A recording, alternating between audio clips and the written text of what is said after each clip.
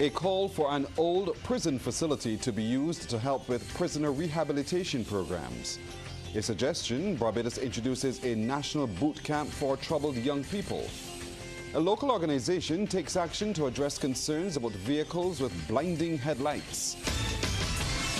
Broadcasting from our studios in the Pine St. Michael, this is CBC NewsNight, starting now.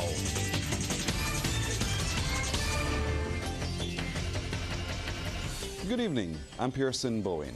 A suggestion tonight that the old Glenderry prison be used as a second chance facility to rehabilitate ex-convicts. This recommendation from Director of the Criminal Justice Research and Planning Unit, Cheryl Willoughby. She made the comment amid concerns about high recidivism rates in Barbados, and according to the most recent findings, Barbados re-arrest rate stands at 63%, reconviction 55%, and re-imprisonment at 52%. They were discussed at a Criminal Justice Research and Planning Unit webinar today.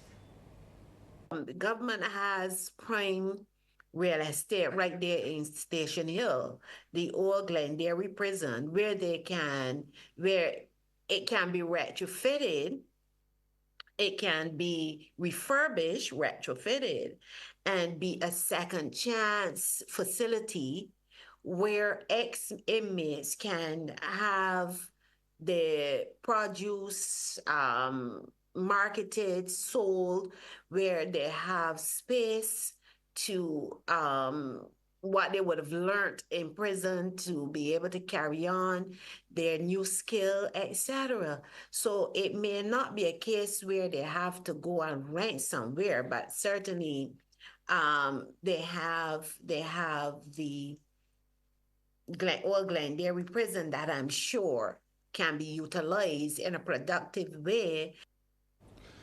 And Ms. Willoughby says she is not speaking about recidivists who seem not to want to change their lives, but rather first-time offenders who want an opportunity to change. So I'm thinking that if that opportunity is provided, then chances are we will be able to deal with the unemployment issue that is a key barrier to our young people reintegrating successfully and making a difference in their lives. Barbados is being told to consider introducing a national boot camp for primary and secondary students causing problems in schools. It's coming from Director of the Barbados Youth Advance Corps, Hallie Haynes, at the At-Risk Youth Foundation Youth Conference to commemorate World Children's Day. Mr. Haynes says such a targeted intervention should focus on discipline and behavior modification of these students before they are reintegrated into the regular school population. He notes the same call was made by former Chief Education Officer, now retired Permanent Secretary Dr. Karen Best, a few years ago when there was heightened discussion about the alarming incidence of youth violence in the country. I want to publicly state that there is some merit in Dr. Best's submission. And this can be one of the targeted interventions to address the issue of youth violence in its early stages, the primary school and the secondary school. I want to state that such a program must be well crafted and resourced. In addition, the parents and guardians of such enrollees should be required to participate in a program geared at enhancing their capacity and competency as it relates to parenting, understanding adolescence, and enforcing and reinforcing discipline, among other things. Meanwhile, founding director of At-Risk Youth Foundation, Dr. Lisa Jagannath, says there is a need to effectively eliminate violent thinking. Even when you think about teachers as they remain on the front lines, risking their safety of person and property as the first responders to violence in schools. At some point, we must reflect as individuals, as communities, as a society, and engage in a comprehensive approach that addresses the root causes of this troubling mindset that The Barbados Licensing Authority is tonight addressing public concerns about blinding lights on vehicles at night. It comes as the Barbados Association of Retired Persons says it will be taking a case to government on the issue. Trevor Thorpe has that story. Complaints about glare from modern vehicle headlights at night are growing. Several people, many of them elderly, say they prefer not to drive at that time because their vision is affected by the brightness from oncoming traffic. President of BARP, Marilyn Rice-Bowen, admits getting legislation in place to address the concerns will not be easy, but she says they want to look out for their members. Of course, we intend to lobby government, but in the interim, we wanted to put something in place for our members. The Road Traffic Act is clear on lights on vehicles, according to Chief Licensing Officer Trika McCarthy-Brooms. Sections 22, 23, and 24 of the Road Traffic Regulations speaks to the matter regarding wattage and color of headlamps on vehicles. However, the Licensing Authority has only received a small number of complaints this year regarding bright lights, and no registration numbers were given to us that we can have these vehicles inspected. Persons may report their concerns by emailing us at blasupport@barbados.gov.bb. It should be noted that the Licensing Authority fully supports initiatives that are compliant with the law and for the comfort of BARP members. Ms. Rice-Bowen says the BARP certified taxi service is a 2-year agreement with an option to renew and gave details. We reached out to our partners at Lyndhurst, and together together this morning we can speak to the BARP certified taxi service, which will be available to BARP members from 6 p.m. to 6 a.m. Operations Manager at Lyndhurst Limited, Bonita Springer, says the company is pleased to be on board with BARP. The process will be from 6 in the evening to 6 in the morning, and this is extended to all BARP members who are, I assume, in good standing. Definitely. And of course would have to produce their BARP cards to our drivers to make sure that we know. Part of the process is also when the BARP members are attending functions, they would need to book with us at least 2 or 3 days in advance so that we can organize the transportation and have them transported to their event and return safely home. The BARP certified taxi service started today and will be available island-wide. Trevor Thorpe, CBC News. India is proposing to assist Barbados and other countries in the region plagued by sargassum seaweed with technology to turn the nuisance into manure. Prime Minister of India, the Honorable Narendra Modi, made that proposal at the second CARICOM India Summit to solidify bilateral cooperation between CARICOM and India.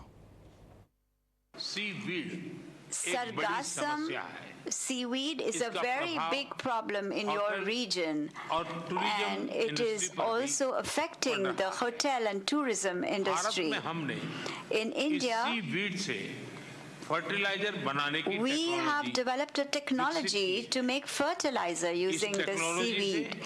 This technology can not only help you to solve this problem, but can also increase crop yield. India is ready to share all these experiences with CARICOM countries. Prime Minister Modi says India will be continuing efforts to help CARICOM member states with challenges they are facing. And meanwhile, Prime Minister of Barbados, Mia Amor Motley, is among Caribbean leaders in Guyana for the summit. She's describing Modi's trip to the region as an historic moment. I think that we're all happy that we can have this opportunity to meet with Prime Minister Modi. It is a historic moment for most of us in CARICOM to be able to meet with and have the CARICOM India at the level of heads of government. The last time we met was on the sidelines of the UN General Assembly, and this just speaks to the strength of the relationship between the two regions. We'll take a break here, but coming up, bees force an end to classes at a St. Michael primary school.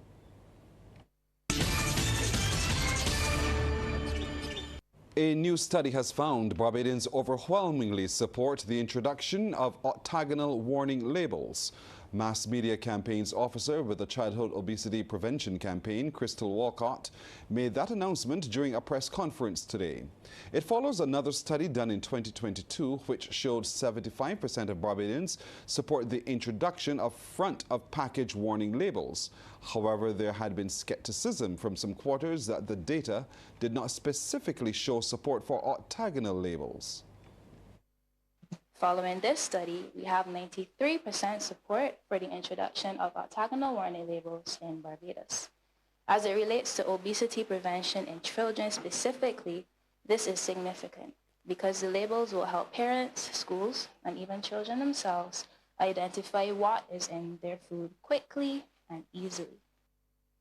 Meanwhile, co-chair of the coalition, Professor Ansett John, has raised concerns about the Vending Bill, which has not yet been proclaimed. The bill requires vendors to be registered and compliant with the Ministry of Health. Professor St. John suggests the vending done right outside of schools presents a major challenge to the success of the school's nutrition policy. Our hope is that the Vending Bill that was passed in 2021 would be able to help with regulating the vendors and ensuring compliance with the policy.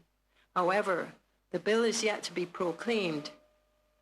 Government says there are some final arrangements being put in place. We're calling for government to make this bill a priority, especially as it relates to protecting the school environment. The current status is very unfair to the canteen concessionaires who are trying to comply with the policy within the school's premises, and yet we have the competition unfair outside. Classes at the Wilkie Cumberbatch Primary School were brought to a halt today after bees swarmed the school. In a release, the Ministry of Education, Technological and Vocational Training said last week a beekeeper successfully removed 2 hives from the school premises and assured the principal then no more hives were on the property.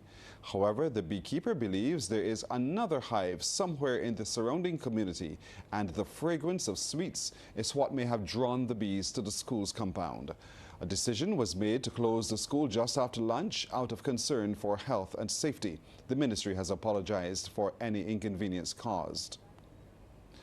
Educators are worried about a decline in the study of languages like Spanish and French in Barbados and the region as a whole. Director of the BCC Language Center, Paul Blackman, has raised concern about the trend, which he says the center is seeking to address. He was delivering remarks at a ceremony to unveil a language mural to mark the 60th anniversary of the Springer Memorial School. There's been a significant fall-off in entries for the CSEC exam, and therefore it is our duty to attempt to do something about it. Hence, this partnership is one such step in encouraging language learning in Barbados. We hope to encourage all students, no, I say all students of Springer Memorial, and eventually all students across schools in Barbados to learn at least one foreign language. And this especially for those who do not intend to pursue a career in language as a teacher or interpreter, but for whom language will serve as an asset. Ms. Wilson Hall referred to business, tourism. You don't have to be a language teacher to be able to speak a foreign language. According to the director, the new partnership between Springer Memorial and the Language Center is one of the ways they'll be encouraging secondary school students to pursue language studies.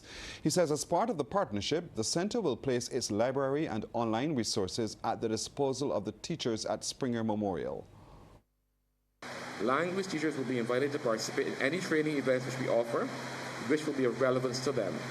We will support language learning activities at the school, and this we will tangibly demonstrate this week.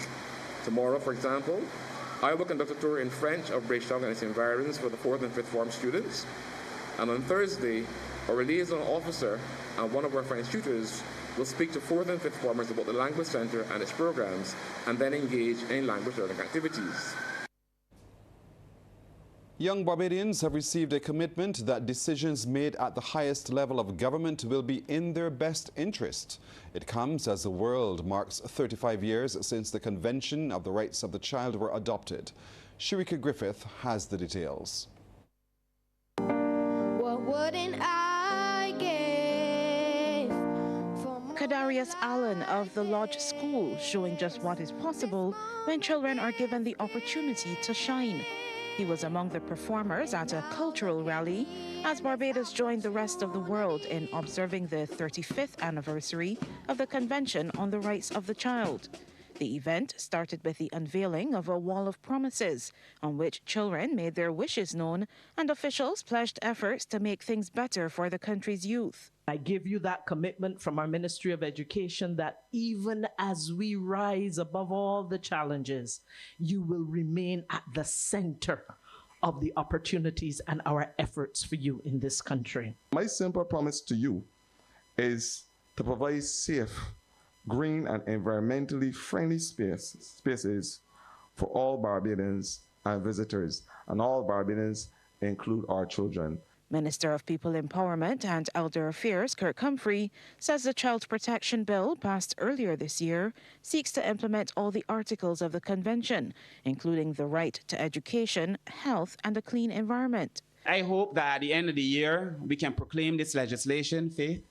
I hope that we can proclaim this legislation and make sure that we protect children in every possible regard. The last thing that we did with UNICEF again was a symposium where we brought together ministers and allowed children to ask us some questions. I would like to have the opportunity to do that one more time. Bring all the ministers together and you all ask us any question that you want. You tell us what it is that you like. You tell us what it is that you do not like. You tell us what it is that you fear. You tell us what it is that you want. Because Barbados belongs to you. UNICEF representative Jean-Benoit Manez says Barbados has done well since ratifying the convention in April 1990. Almost everyone has access to safe and clean drinking water. Fewer young children die before they even have a chance at life. And the 5 mortality has fallen by 60% since the signature of the convention. Most children have access to early, primary and secondary school, and level for basic reading and math are relatively high. However, and you reminded that to us on the wall and in our discussion, our children are still facing existential threats. We're not doing enough to ensure that young people have a planet that is safe and livable. The Convention on the Rights of the Child recognizes children as human beings and individuals with their own rights. It's been ratified by 196 countries. Sharika Griffith, CBC News. The Men's Empowerment Network Support has welcomed the support and growth of International Men's Day locally. The day was observed globally yesterday. Men's founder and president Fabian Sargent says organizations are stepping up to celebrate men and sees this as important. With focus being on the theme positive male role models, Mr. Sargent told Morning Barbados more work is required despite advancements. There are a number of aspects of being a positive male role model that men really got to take into consideration. And a lot of that have to focus on self. A lot of us are still suffering from our childhood traumas, the issues that we would have faced through our lives, and it has impacted us as men. And I always tell men, you know, being a role model is being a leader. If you want to be a leader, you got to lead yourself first. And that is exactly where we want men to get, to a position where they become amazing leaders of themselves. And it's at that point in time that they can become excellent fathers, excellent husbands, brothers, excellent workmates, excellent family members. Time now for Sports Night as we head over to Anne-Marie Burke, so beautifully dressed tonight. Anne-Marie, good evening. Good evening. Thank you so much, Pearson. Now we begin with news of cricket. Barbados Pride have set host Trinidad and Tobago Red Force a record target in the ongoing CG United Super 50 Cup semi-final being played at the Brian Lara Cricket Academy in Trinidad. Being sent into bat, the Pride made 339 for 7 off their 50 overs led by Zachary McCasty with 94. That included 6 4s and 6 6s. Lenico Boucher added 69 and skipper Raymond Reefer 65. Mark Dell took 4 for 53. Red Force in reply were 165 for 6 after 31 overs a short while ago. Well, it's a final home series for the West Indies this year and the penultimate of the World Test Championship for the Caribbean side. The Windies are set to take on Bangladesh in the first of 2 tests starting on Friday in Antigua. Coach Andre Cooley says it's important to end the year on a high. coming off of the disappointment of the South Africa series, where we really had put ourselves in a position to close out that series. We didn't. Opportunity against Bangladesh. We've always had exciting and challenging series against Bangladesh. It's very important for us to come up with a winning result on home soil before we head off to Australia. And as you say, it is the final 4 test matches in this edition of the World Test Championship. It's very important for us to do well here, win the series, and create a bit of momentum heading into Pakistan. And this series against Bangladesh has 2 tests, 3 one-dayers, and 3 T20s. Now, Barbados senior men's national football team failed to qualify for next year's CONCACAF Gold Cup after a 5-3 defeat last night by the Ghana Jaguars in a high-scoring second leg of the Nations League play-in. Needing to overturn a 3-goal deficit from last week's first leg at the Wildy Turf, the Tridents were undone thanks to a first-half hat-trick from Osaze de Rosario at the Lenora Stadium. CBC's Anmar Goodrich-Boyce reports. Prior to kickoff, Barbados in blue knew that only a victory by 4 clear goals would see them through to next year's CONCACAF Gold Cup prelims, as Guyana led 4-1 on aggregate after last week's first leg. However, despite the Tridents enjoying the most of possession early on, it was Guyana who struck first. Osaze de Rosario left unattended, and that's 1-0. The score remained that way until 5 minutes from the halftime whistle. There, Rosario being escorted to the bar and slots it home supremely. Long way back now for the Tridents. Guyana added a third for good measure on the verge of the interval. Diving header from De Rosario, hat-trick complete. Guyana unstoppable with a 3-0 advantage. The second half, however, is where the plot thickened. Now Reece Stephen delivered a majestic out-of-the-boot pass for Thierry Gill to produce the all-important touch. Barbados with 1 back. But Omari Glasgow, who scored twice in the first leg, added to his tally. This free kick was threaded through the eye of a needle. Guyana breathing easy with a 4-1 lead. Reece Stephen, however, is a man in the best form of his life. And here you can see why. Collecting the pass from Omani Likot, bamboozling his marker and the keeper. The Tridents trail 4-2. Hold your nerves though, because Barbados had more ideas. Guyana defenders backing off and allowing Gill to deliver this into the top corner. The Tridents in combat mode. But any hopes of a famous draw were dashed late on. Barbados went in search of the equalizer and were hit on the counter-attack. Guyana switching defense to attack, and Isaiah Jones wrapping up proceedings. Last touch by the Barbados defender, but Jones was awarded a goal as it ended. Guyana 5, Barbados 3. Anmar Goodrich-Boyce, CBC Sports. Well, thanks, Anmar. And that's my first look at sports space. So when I return, I have golf. I also have some more football news as well. All right, Anne-Marie, thank you. We're back after this break with our business report.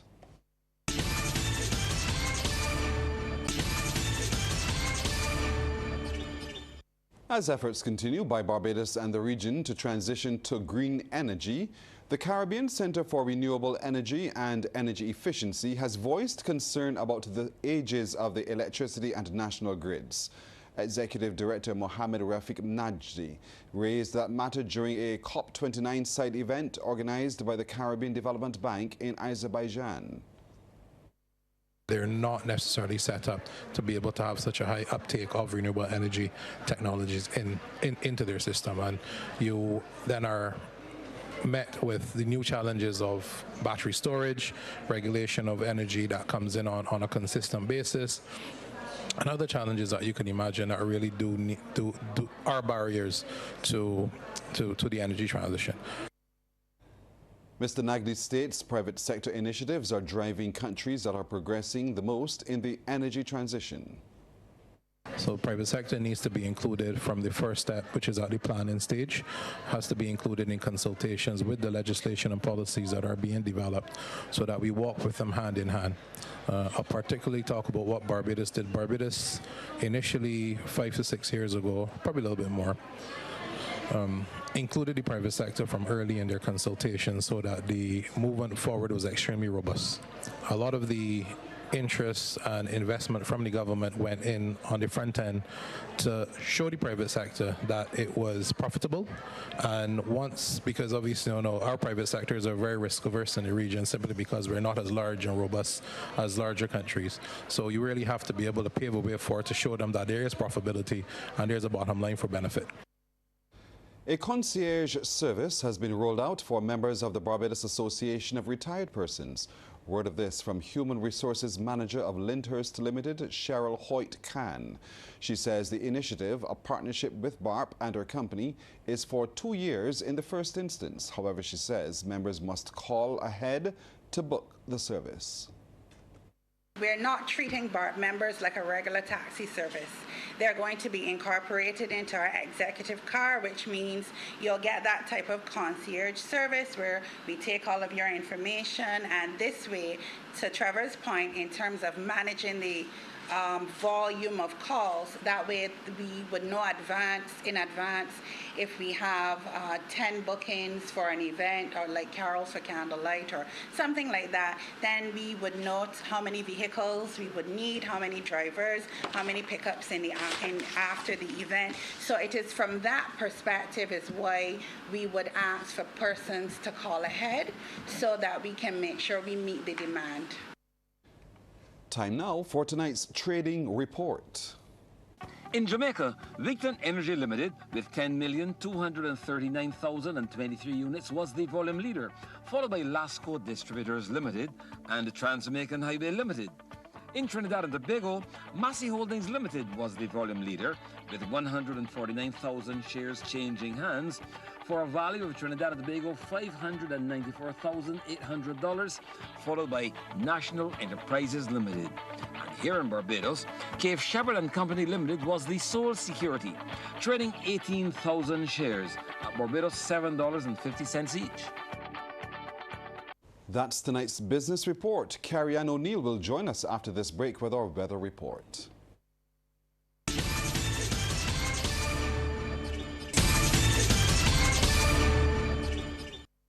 For that look at tonight's weather report, let's head over to the weather wall. Good evening, Carrie Ann O'Neill. Good evening to you, Pearson, and good evening, everyone.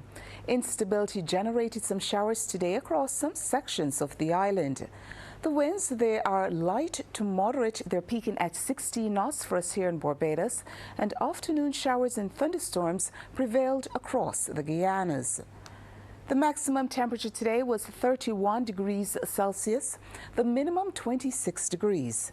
At present, the temperature stands at a warm 27 degrees Celsius, the relative humidity 83%. Those winds, they're coming in from the south-southeast. We take a look now at some atmospheric conditions across the region, where the temperatures are ranging from 25 to 29 degrees Celsius.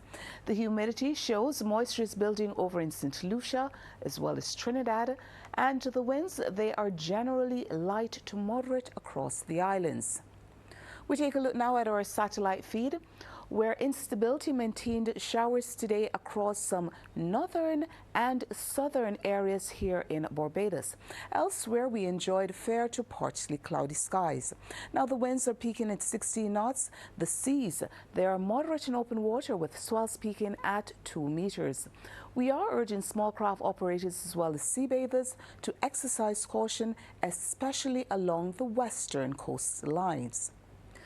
Meanwhile, tonight we are expecting cloudy skies along with clear breaks and a few light showers.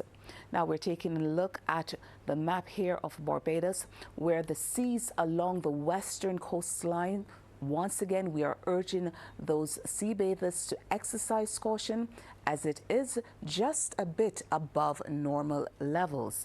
Meanwhile, we're seeing those clouds drifting across the island. We will see those breaks along with cloudy periods and light showers. We move now to the southern sections of the region, where the Guianas, they had afternoon showers and thunderstorms. Over now in the Western Caribbean, there is a frontal boundary generating some showers across sections of the Bahamas as well as Cuba. Elsewhere experienced fair to partly cloudy skies. That's our first look at the weather. After the break, we'll have the forecast. Welcome back. In the forecast for tomorrow, the sun is expected to rise at 6. It will set at 5:29. Now, the first high tide is expected at 8:25 in the early morning and the first low at 1:52 a.m. The seas moderate in open water with swells peaking at 2 meters. We are urging small craft operators as well as sea bathers to exercise caution, especially along the western coastline. The winds, they're coming in from the east to the southeast at 20 kilometers per hour. First, here in Barbados tonight, we can expect cloudy skies along with clear periods and a few scattered light showers. Now, over the next 3 days, localized afternoon showers can be expected. Let's get back to sports now with Anne-Marie Burke. And I begin with news of netball this time around. The Barbados Junior Gems have been drafted into Pool D of the 2025 Netball World Youth Cup set for Gibraltar. In the draft conducted on Tuesday, they were drawn alongside Trinidad and Tobago, South Africa, Fiji and Malawi. The draw represented a key milestone in the build-up to the tournament, which is scheduled for September 19th to 28th, 2025. In the opening stage of the competition, all the teams will play in a round-robin format in their respective pools before being regrouped for stage 2 based upon their finishing position in the initial games. Well, Ellerton FC and UW Blackbirds will be in the nightcap semi-final game on Sunday as we're at the nitty-gritty stage of the Prime Minister's Cup. We look ahead to what is being touted as the match of the tournament. Stats-wise, the tournament's 2 strongest teams will face off for a place in the final. UW Blackbirds and Ellerton FC have not lost a single game all tournament. So come Sunday, the stakes are high. Not only a ticket to Kensington, but there is an unblemished record to maintain. UW Blackbirds have within recent years risen to be among the top football clubs on the island. And so the play shown over the past few months is in keeping with their mandate of soaring to new heights. In the bars will be Shaquan Phillips, and he assures his team is doing all that needs to be done to bring their A game. We do what we gotta do. It ain't really team-based training. It's like, no matter the opponent, we can still play with system. So it don't really matter who we have to play. Blackbirds do have the goods to deliver in a big way. After all, they handed out one of the tournament's heaviest defeats, a 9-0 win over Pinans. But it's into the big league now, and with a place in the Independence Day showdown at stake, a win at this stage is most crucial. It's very important. For the past couple of tournaments, we've coming third. So this time in this semi-final, looking to go straight to the finals. Now standing in the flight path of the Blackbirds heading to the finals are the men from Ellerton FC, who I'm sure will descend on friendship with their full support entourage from St. George. Ellerton is also yet to taste defeat, led by the tournament's joint top scorer Rashad Jules, who has 7 goals to his name. And I know they'll be coming in full business mode. And Technical Director Corey Beanie Man Barrow backs up my theory. We are constantly reaching this stage anyhow, but this is fundamental not only because it's the first Prime Minister's Cup, but we owe it to our community and to our countless fans to get this far, all this hard work. You know, we have lost 3 previous finals to Wales, which is very heartbreaking.